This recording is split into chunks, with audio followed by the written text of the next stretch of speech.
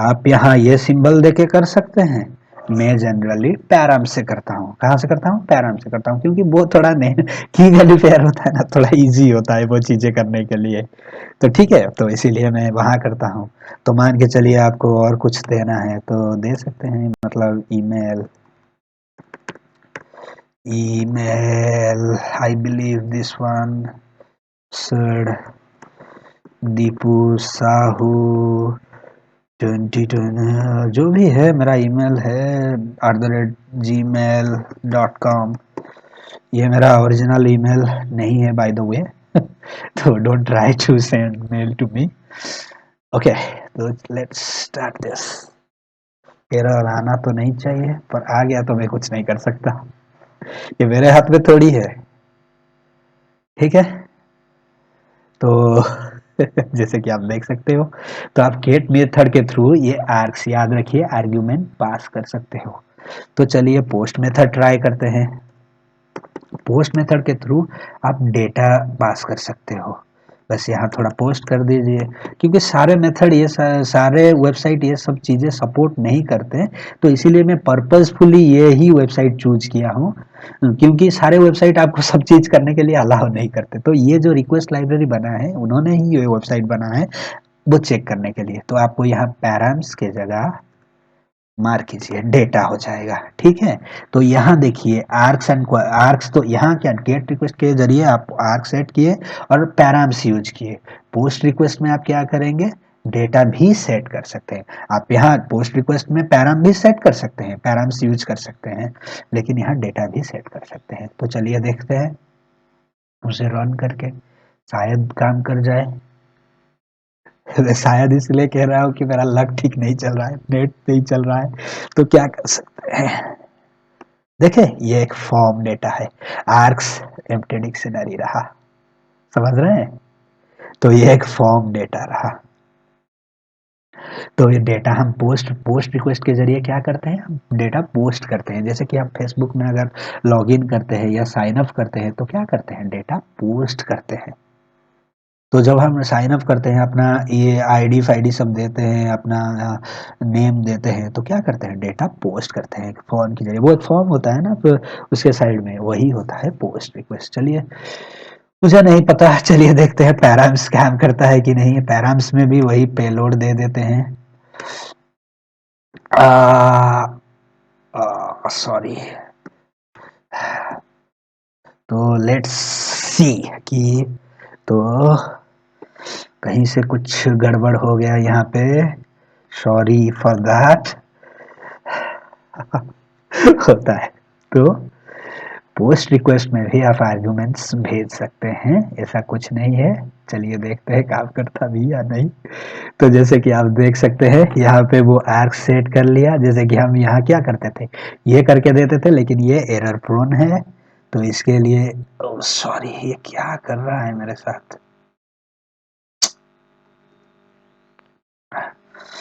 आ, तो ये क्या कर रहा है, तो यहाँ पे जैसे हम ये देखिए सेट करते थे, ये क्या है, क्वेश्चन मार्क। यहाँ मैंने पैराम्स, तो गेट रिक्वेस्ट में आप डेटा गेट करते हैं और आर्गुमेंट सेट करते हैं। पोस्ट रिक्वेस्ट में बोथ आर्गुमेंट सेट करते हैं, डेटा पोस्ट भी करते हैं। लेकिन गेट रिक्वेस्ट में भी आप डेटा पोस्ट कर सकते हैं, लेकिन वो थोड़ा एडवांस टॉपिक है, क्योंकि गेट रिक्वेस्ट पे भी डेटा पोस्ट हो सकता है। वो अब मैं आपको कंफ्यूज नहीं करना चाहता हूँ, बस इतना समझ लीजिए कि गेट में डेटा गेट होता है, आप खाने के लिए मांगे, वो आपको खाना दिया। पोस्ट रिक्वेस्ट में क्या होता है, वही जो आप फॉर्म फिलअप करते हैं, जब आप होटल में रहते हैं तो आप एक फॉर्म फिलअप करते हैं, तो वो फॉर्म जैसे जैसे आप फेसबुक या इंस्टाग्राम या जो भी है लॉगिन करते हैं, जब ये लॉगिन या साइन अप करते हैं, उस टाइम में डेटा पोस्ट करते हैं ना। अगर आपको समझ में आ गया, वेल एंड क्लियर। मैं पूरी कोशिश करता हूँ कि आपको पूरी तरह से समझा पाऊँ कि ये क्या काम करता है और कैसे होता है। तो गेट में भी कर सकते हैं, पर सेंसिटिव डेटा नहीं भेजते, क्योंकि गेट का एक लिमिट होता है, उसके बाद वो डेटा नहीं भेज सकता। तो वो एडवांस टॉपिक है, वहाँ किसी और दिन चलेंगे, मैं नहीं पीपल को कंफ्यूज नहीं करना चाहता हूँ। ठीक है, तो उसके बाद हम क्या करेंगे, तो यहाँ तो हो गया। तो ये आप ये वेबसाइट में जाके चेक कर सकते हैं। तो यहाँ मैं ऑथ यूज कर रहा हूँ, होपफुली आपको ओके।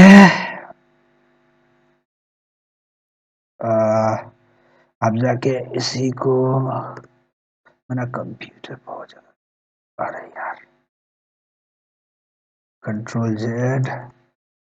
तो होपफुली देखिएगा, ये अगर मैं रन करता हूँ तो ये एक यूआरएल है, इसे अगर मैं रन करता हूँ तो इसे क्या आएगा, मेथड नॉट अलाउड। क्यों है ऐसा, क्यों है भाई, क्यों है?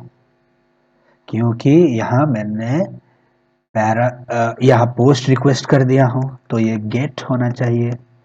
तो चलिए करके देखते हैं। मैं भूल गया हूँ एक्सीडेंटली वो चीज़ों को चेंज करने के लिए। तो मैं वहाँ रिस्पॉन्स अगर देखना चाहूँ तो क्या रिस्पॉन्स आया है, क्या ये हमें रिस्पॉन्स दिया है, मुझे नहीं पता, देखते हैं।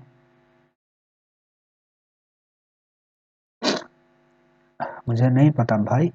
401 आ गया, पता है, पर आपको क्यूरियोसिटी बढ़ाने के लिए 401 मतलब होता है अनऑथराइज्ड रिक्वेस्ट। क्योंकि यहाँ मैंने क्या किया हूँ, दीपू और 123 ये दोनों क्या पासवर्ड, ये user name and password setup किया हूँ।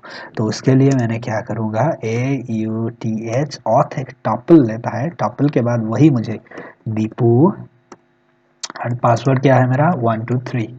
तो अगर मैं उसे यूज करूँगा तो रेस्पॉन्स आ जाएगा। जैसे कि देख, रेस्पॉन्स 200 आएगा, मतलब देखा, रेस्पॉन्स 200 आया। ठीक है, अब समझ में आ गया। तो टेक्स्ट देख लेते हैं कि क्या है। तो मैं यही समझाने के लिए किया था। ऑथेंटिकेशन, आप ऑथेंटिकेटेड हो, जैसे आप फेसबुक में अगर राइट पासवर्ड देते हो तो आप अंदर घुसते हो, यूजर दीपू है, ऑथेंटिकेशन ट्रू है।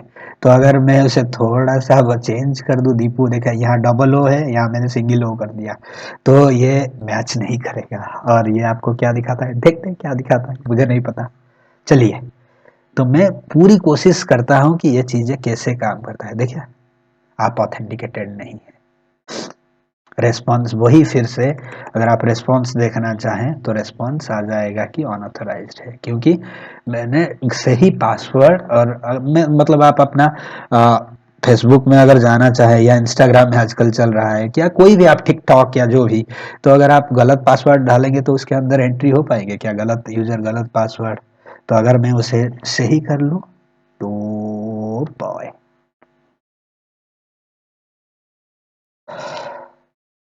तो रेस्पॉन्स आ गया, तो आप ऑथराइज्ड हो, तो आप अभी एंटर कर सकते हो। देखिए, कर सकते हैं या नहीं कर सकते। ठीक है, अगर यहाँ से मैं कुछ भी गड़बड़ करता हूँ तो एंटर नहीं कर पाऊंगा, क्योंकि ऑथेंटिक, ये ऑथेंटिकेटेड है। तो चलिए, ये काम तो हो गया, आपको समझ में आ गया कि हम ऑथ क्यों, ये ऑथ क्यों यूज करते हैं ऑथराइजेशन के लिए। कोई वेबसाइट के लिए अगर उसका ऑथराइजेशन है तो वहाँ हमें यूज करना पड़ेगा वो चीज़ें। ठीक है, तो उसके बाद हम चलते हैं हमारा लास्ट, डिले। तो उसके लिए मैं ये करता हूँ, चलिए, ये वेबसाइट का मैं 1 सेकेंड करता हूँ। ये डिले क्या करता है कि जब आपको चाहिए, मतलब आपको चाहिए कि मेरा वेबसाइट 10 मिनट 10 सेकेंड के बाद लोड हो, मैं यहाँ 1 सेकेंड किया हूँ, देखना हमारा वेबसाइट 1 सेकेंड के बाद आएगा। ठीक है, 1 सेकेंड नहीं, बहुत ज़्यादा टाइम हो गया क्योंकि मेरा वेबसाइट स्लो है। मैं टाइमर लगा के इसे मतलब प्रीफर टाइमर लगा के इसे चेक भी कर सकता हूँ, अगर चाहे तो कर सकते हैं। लेकिन अगर 10 सेकेंड कर लेते हैं तो देखेंगे कि वो 10 सेकेंड के बाद आएगा। टिक टिक टिक टिक टिक टिक टिक टिक टिक टिक टिक टिक टिक टिक टिक। 9 मिनट हो गया, देखा अपने 10 सेकेंड के बाद ये आया समझ सकते हैं, तो आप यहाँ डिले भी कर सकते हैं। लेकिन मान के चलिए, ये मान के चलिए मैं कुछ और दिखाना चाहूँगा क्योंकि वीडियो